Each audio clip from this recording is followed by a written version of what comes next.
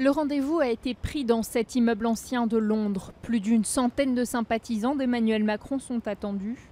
Tous impatients d'entendre celui qu'ils jugent comme l'électron libre qui peut faire bouger les choses.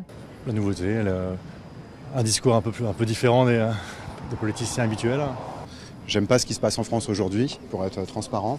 Et puis, il me donne envie de revenir en France. Donc voilà. Je pense que le Royaume-Uni aujourd'hui traverse une crise politique liée à la sortie de l'Union européenne. Je pense qu'Emmanuel Macron peut être aussi à Londres pour parler du sujet européen, plus que pour le financement, je pense, à mon avis.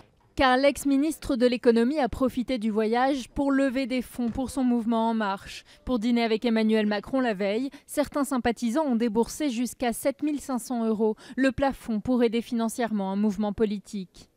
Moi, je veux que nos idées puissent avancer. Je n'ai pas la chance d'avoir des subventions publiques.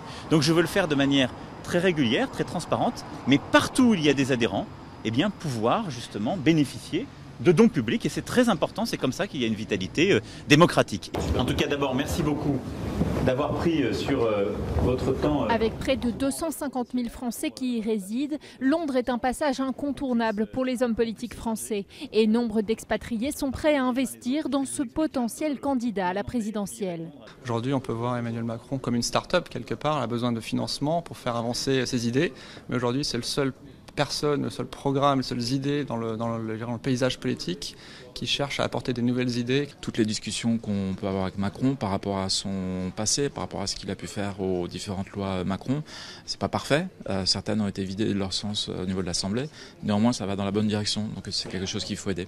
Emmanuel Macron n'a toujours pas dévoilé ses projets pour 2017, mais devant un parterre d'entrepreneurs, il a réaffirmé qu'il irait jusqu'au bout.